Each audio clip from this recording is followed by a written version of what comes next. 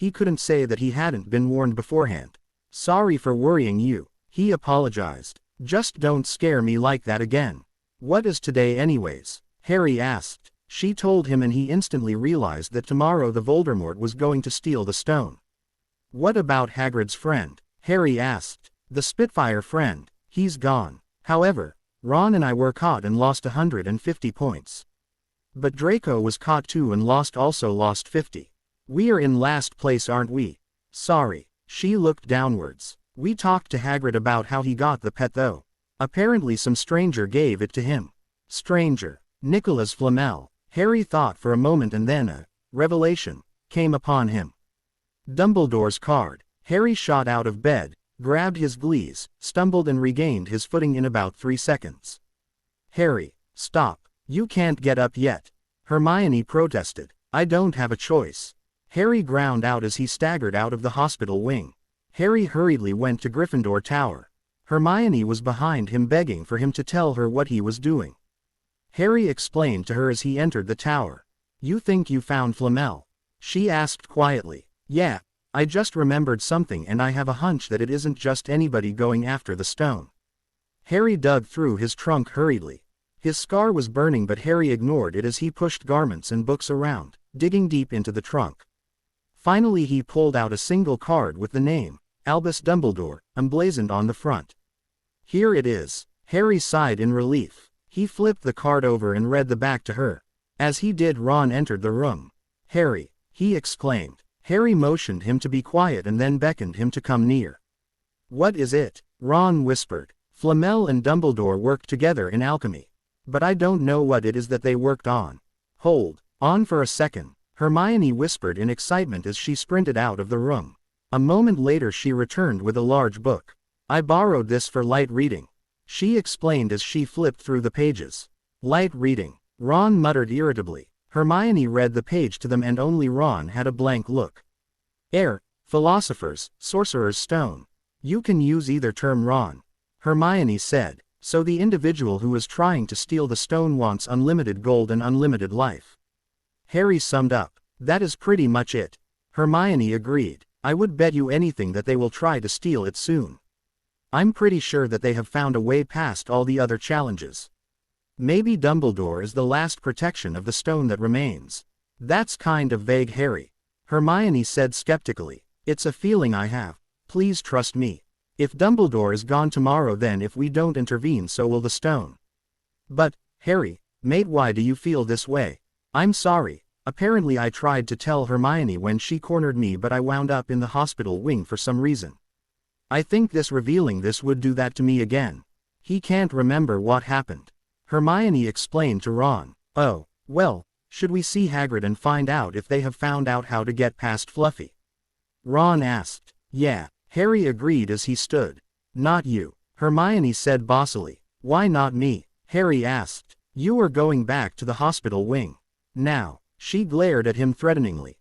"Can't do." "Sorry, Hermione." So the person after the stone got Hagrid drunk to reveal Fluffy's weakness. Harry summed up as they entered the castle. "Ron and I need to see the headmaster." Hermione agreed. "We need to see the headmaster." Harry looked at her sharply. "No, you need to rest." She disagreed. "Isn't going to happen, Hermione. I am not going to be sitting down when such an object." "Hello, Professor McGonagall." Harry changed track immediately. "What are you doing, Potter? You should be in the hospital. We need to see the headmaster. He has left for the Ministry of Magic, Potter." "What, now?" "But this is important. Professor Dumbledore has numerous duties," and to interrupt him. "It's about the Sorcerer's Stone," he interrupted. McGonagall was obviously taken aback. "How you found out about the stone is beyond me, but let me assure you that it is quite safe." "But," Harry began. "Go on, Potter." "Yes, Professor." Harry sighed. After they left McGonagall, Harry began whispering to them. "Dumbledore is gone. If nothing is done, then the stone is going to fall into the wrong hands. I am going down there tonight. If you want to come, I won't stop you, but I'm not forcing you to join me." "Harry, mate, look, Dumbledore has been gone before." Ron looked at him skeptically. Harry merely shrugged. "Harry, I don't know if someone is truly going after the stone, but I don't want you to do this alone. You're injured too, so it would be foolish to leave you unattended." Hermione said after a moment. Thanks, Hermione. Harry nodded at her. Are you set on doing this? Ron asked. Yes. Then I'm coming too. Harry smiled at him. Thanks, Ron. If I am wrong about this, then you can remind me until the day I die about how stupid I was. Harry grinned at him. Don't think I won't either. Ron chuckled.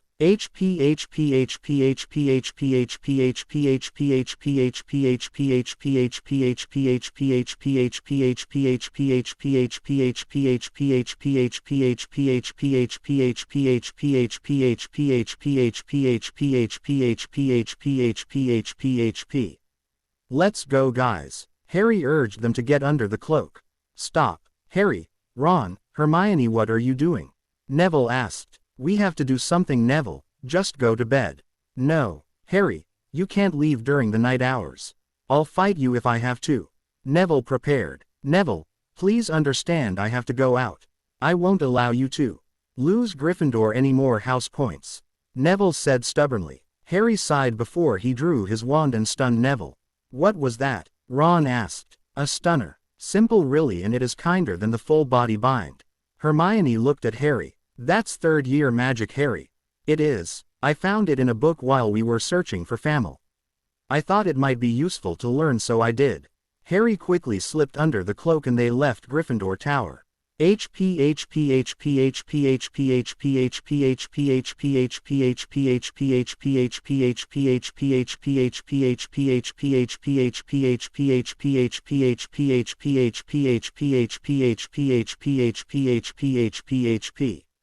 Harry, what is our plan? Hermione asked. I guess I will have to sing. Sing. Ron looked appalled at the idea. I know. It's insane, but we need music to put that thing to sleep for us to get into the trapdoor. Well, if it is the only way, then so be it. Ron sighed. However, to Hermione's and Ron's surprise, a harp was playing itself. Let's go. Harry didn't even glance at the harp as he hopped through the trapdoor. He quickly stood and pulled himself out of the devil's snare and called them down. Ron and Hermione landed and broke free of the plant before they continued forward. As they did, Ron admitted sheepishly that Harry had been right about someone attempting to penetrate the defenses to the stone. Harry, are those keys? Hermione peered up at the ceiling. Yeah, then that means to get to the next room we have to catch the right one. The handle should suggest what one we need. Ron peered to the door handle. It looks old and it is silver, so we should find a key that looks like the handle. Harry nodded and mounted a broom. I've got it. Harry peered at Hermione intently. She lowered her eyes before she spoke. How do you do that, Harry? It is like you know me better than I do. She whispered. Flying isn't bad. You just need to get used to it, just not here. Harry spoke to her for a second. But how? She asked. I will aid you if you'd like. Harry offered. I would be grateful. She smiled. Hey Harry, are you going to flirt? Ron teased him. For the first time since he had been given the chance to do things over, he blushed. Ron laughed at him heartily as Harry shot into the air with a crimson face. A few moments later, Harry grabbed the key and they unlocked the door. A MIV chessboard stood in front of them. We will have to play our way across, Harry said seriously. Yeah, Ron agreed. Well, you are the chess master, Ron, so I leave our fate in your hands. Fate? Ron looked confused. Wizard's chess, Ron. That means if we lose, then we will likely be knocked down. Harry explained. He turned slightly pale and he began issuing orders. A while later, Ron scanned the board. I have to be taken to win this game. Ron looked at Harry and Hermione grimly. What? No, Hermione objected. That is chess, he replied. Ron, how will we win without you? It's simple, Hermione. Harry moves 3 steps forward and that'll force the king into checkmate after I fall. Good luck, Ron, and thank you for being here. Harry thanked him. Ron gave him a faint grin before he moved. The queen attacked him and he crumpled to the floor. Then the queen dragged him off of the board before she returned to her spot. Harry then moved forward and a moment later the king tossed his crown at Harry's feet. They rushed to Ron's side. Is he okay? Hermione asked. Yeah, he has just been knocked out, Harry replied while scanning at Ron's injuries.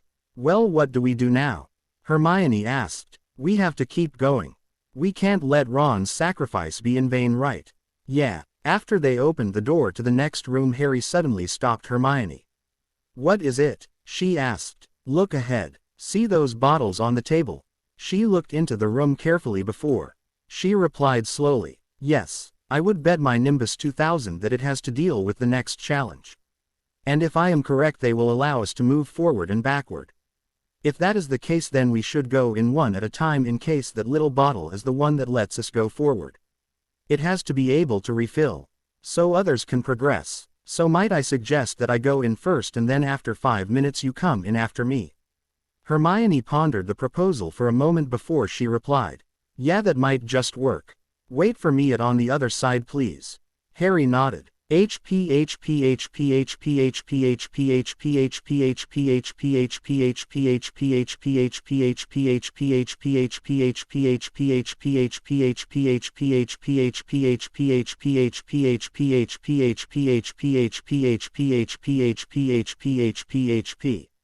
Harry vividly remembered the correct bottle to choose, so he quickly grabbed the smallest bottle off of the table and drank down its contents in a single gulp. He shuddered. The icy feeling was powerful. Before the icy feeling wore off, Harry ped through the flames that lead to the mirror of Arised in the stone. Harry crept down the stairs to the door at the bottom of the hall and waited for Hermione.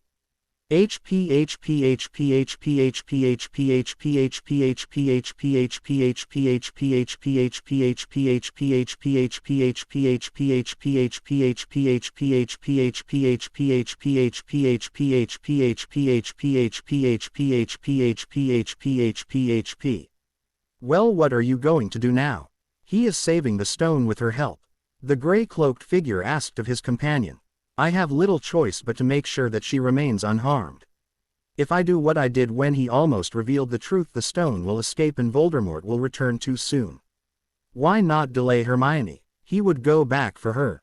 The black-cloaked being replied. Why? That is Harry's nature. I have no power to stop this. So I will protect her from Voldemort. Won't that be rather conspicuous? Yes.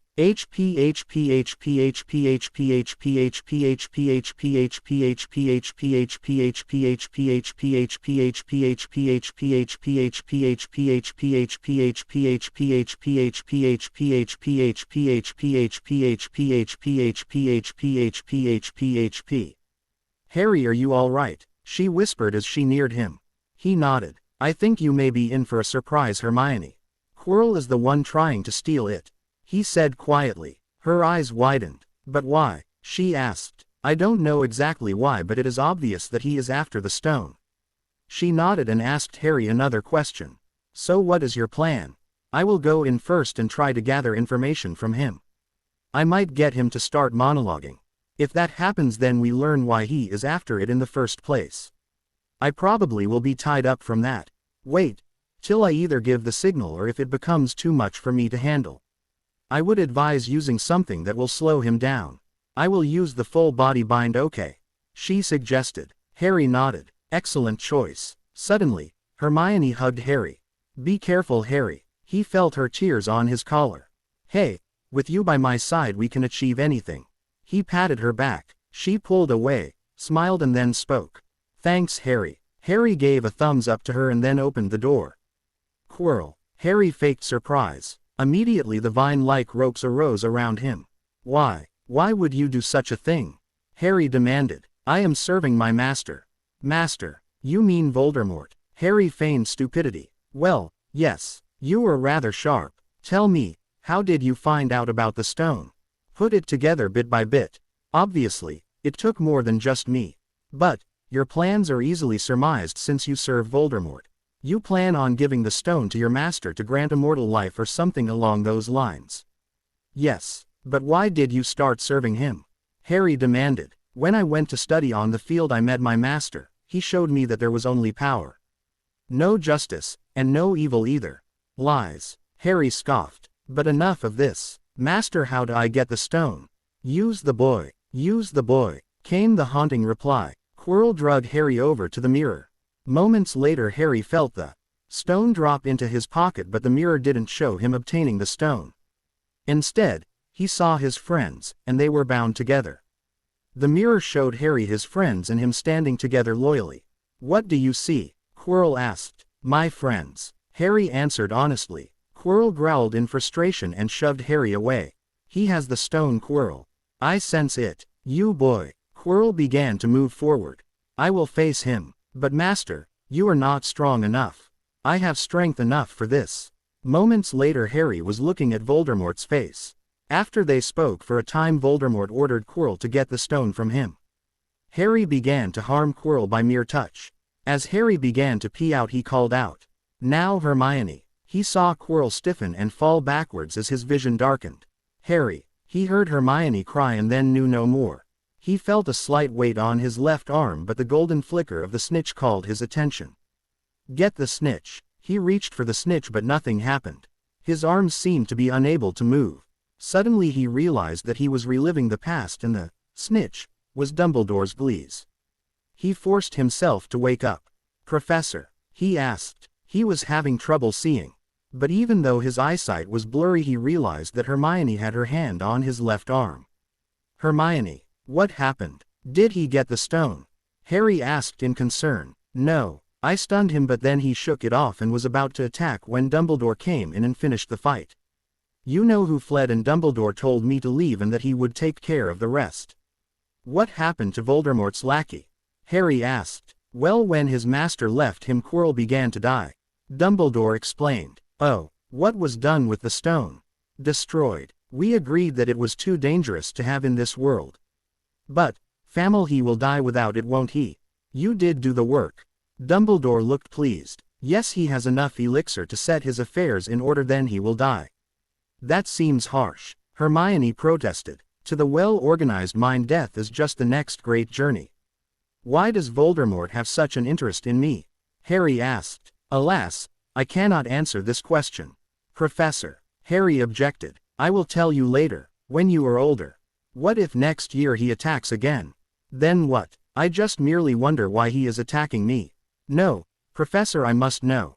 I may be young, but the truth is much more important than comfort." Dumbledore sighed. "You are too young to accept such a burden. Harry, just enjoy your life for now." "Professor, I lived with the Dursleys. I can take a burden." "Not this one. I truly am sorry, Harry, but not yet. It cannot be placed upon your shoulders yet."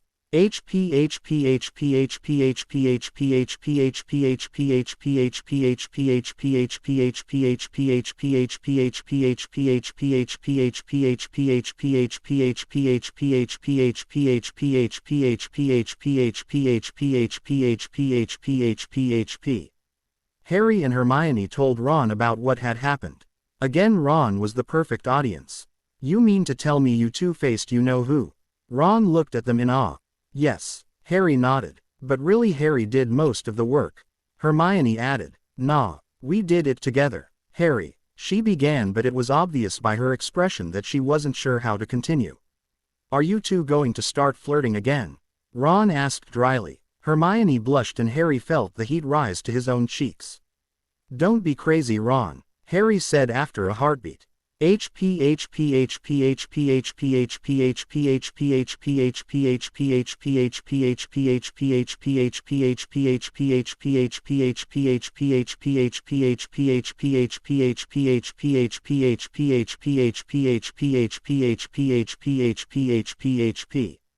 "I'm sorry, Harry. I'll never drink again." Hagrid apologized to Harry constantly.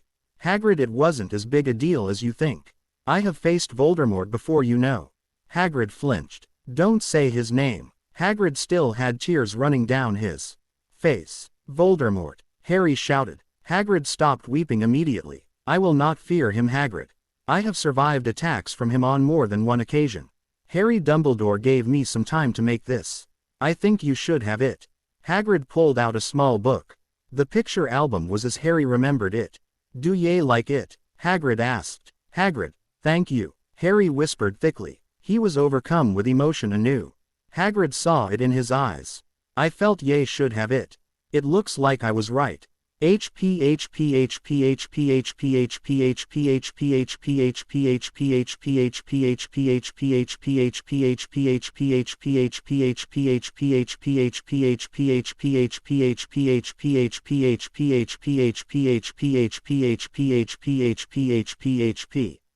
"Can I go to the feast?"